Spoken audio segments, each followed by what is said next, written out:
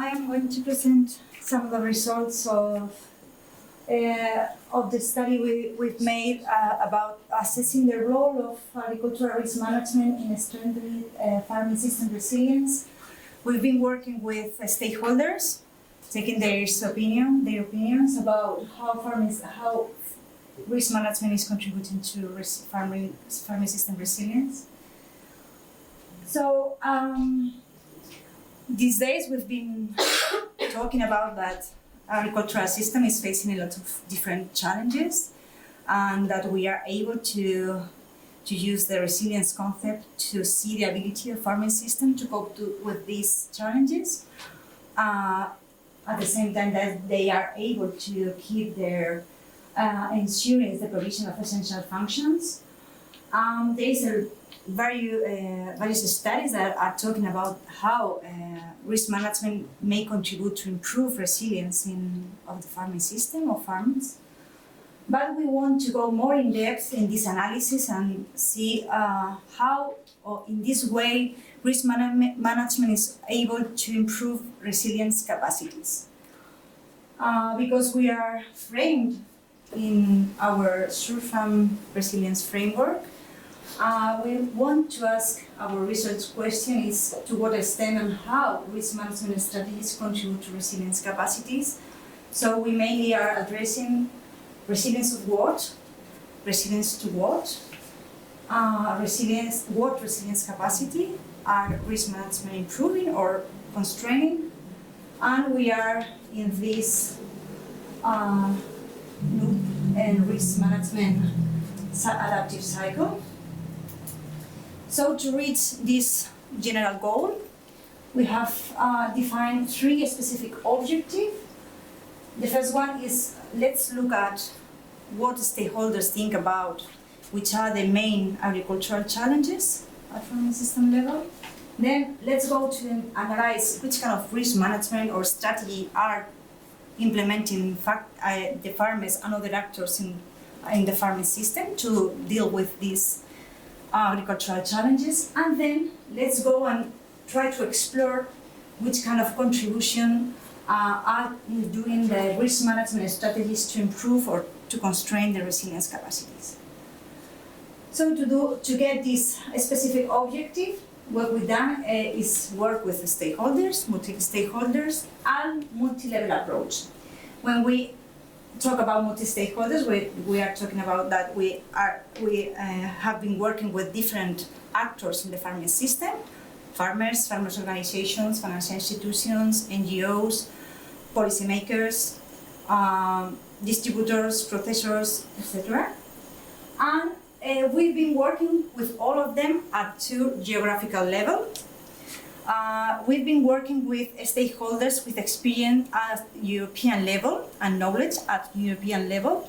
To do this, we have created a digital co-creation platform. We have invited to participate to these stakeholders in this platform. We invited them to perform a kind of activities and also to have discussion between them about what they are talking about in the platform, which are the main results, and so on. These kind of stakeholders we have, maybe I will going to refer to them as European stakeholders. And we've also been working with stakeholders at case study region. Again, they are different actors involved in farming systems, but in this case, we have been working with them in a focus group and face-to-face focus group. And we've been working with them in the 4 different goals we have already defined. First, we've been working with them to prioritize and identify the agricultural challenges to face, the strategies, the risk management strategies that are implemented in agricultural sector. And also, we've been working with them trying to get some insights on how risk management is contributing to resilience capacities. So, in order to be able to address this last specific goal, what we did is, okay, let's identify which are the actors that are involved in risk management, and let's see how they are contributing to resilience through their roles in the sector. okay, what they are doing in the sector, and maybe we will be able to see through their activities in the sector in which way they are contributing to resilience. To do this last part of the analysis, we have conducted an inductive analysis that is appropriate when there is the investigation is limited or we don't have enough information about our specific goal. So we have collected all the ideas, we have coded all the ideas, we have grouped the ideas and tried to get some conclusions about what are they doing and in which way they are contributing to resilience. So our first result, you can see here the opinion of the European stakeholders. I said the opinion of the people that have been participating in this digital co-creation platform and those who participate in our local focus group. Sorry, I didn't tell you that it's a focus group we made in Spain. In the northeast of Spain, it's a focus group in the farming system of SIP extensive farming system. And it's curious to see that when we ask these stakeholders in the farming system, they don't see that the risks are the same. The risks they are facing are the same. You can see that when we ask stakeholders about which are the main risks challenges to face, maybe they are environmental challenges. But when we go and ask the same question to our stakeholders in the farming system, they think that the main challenges are economic challenges.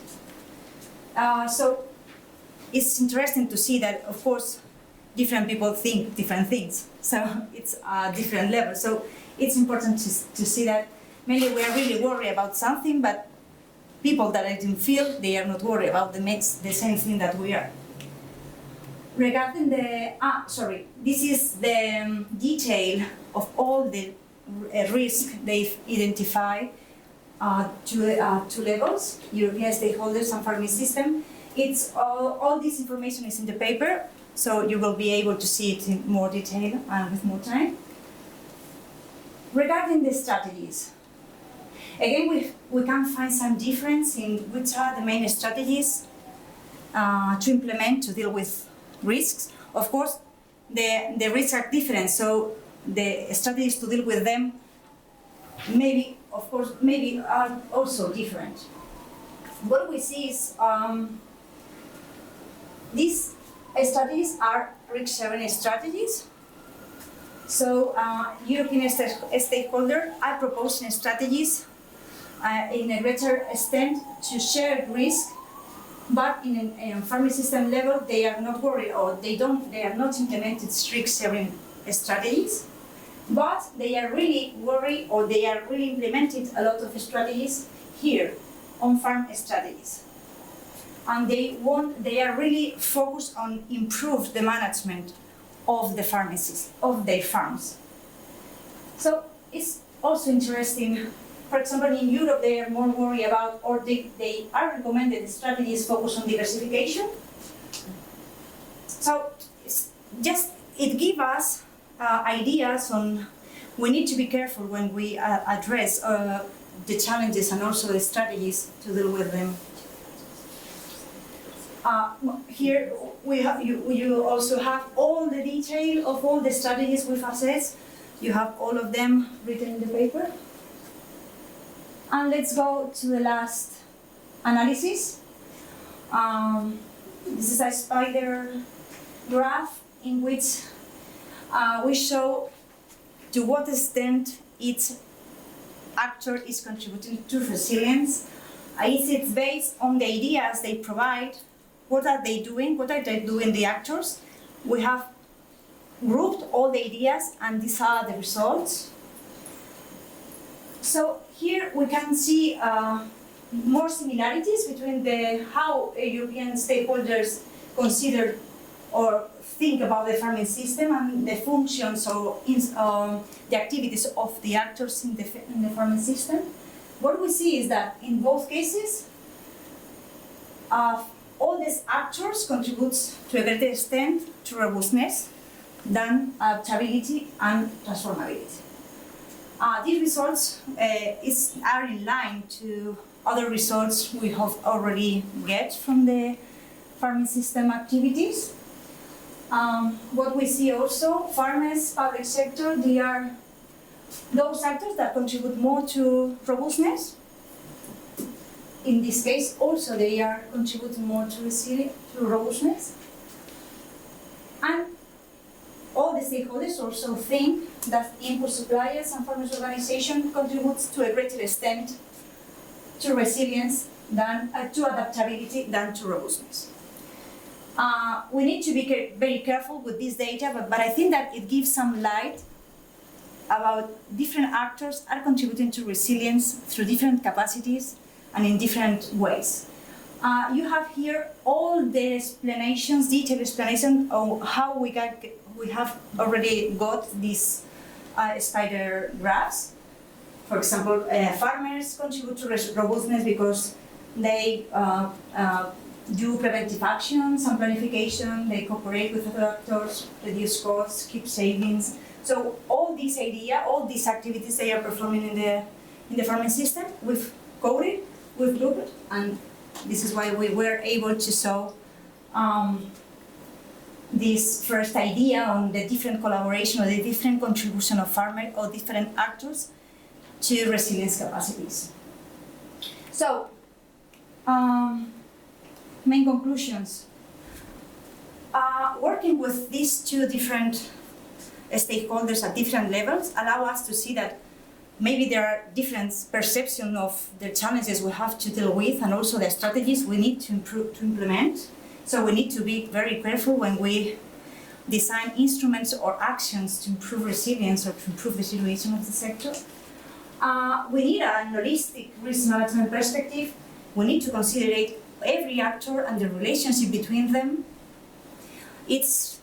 We also have found that we have different actors with different impacts on resilience. They are impacting in different ways in different adaptive resilience capacities. So this is a really good insight from this assessment. What we have seen, okay, farmers with public administration and farmers' organizations are those actors that contribute to a greater extent to robustness and adaptability. And financial institutions and value chain, there is a room for them to improve their contribution to resilience. We've seen that risk-sharing strategies, they are almost present among all the strategies, so there is a room to improve the presence of these kind of strategies in the sector. This is the way financial institutions and value chain agents are able to improve their contribution to resilience capacities. And it appears that all the actors would also be more open to enhance the transformability of the farming system. Of course, we need to tell or to share with you some shortcomings of this first assessment of the contribution of actors to the farming resilience capacities. We need to be very careful when we address, because the main conclusion of the way we have decided to address this objective of identify how each actor is contributing to resilience capacities is based on the ideas of stakeholders. We have grouped them. So we need to be very careful with this kind of assessment. But we think that we have performed 11 focus group in 11 case studies. So now we are going to work with all this data, and what we want is to have this paper or this assessment as a baseline, and then we build on this baseline with all the information from all the case study, and maybe we will get more robust results. Okay, we also mixed two really different way of working with the stakeholders, so these different ways may bias the results. And of course, there is a lot of subjectivity, but we have tried to control this, selecting in the best way the people involved in these activities, and also we have performed a really iterative process, assessment process, to provide the best results possible. So that's all. Thank you very much for your attention.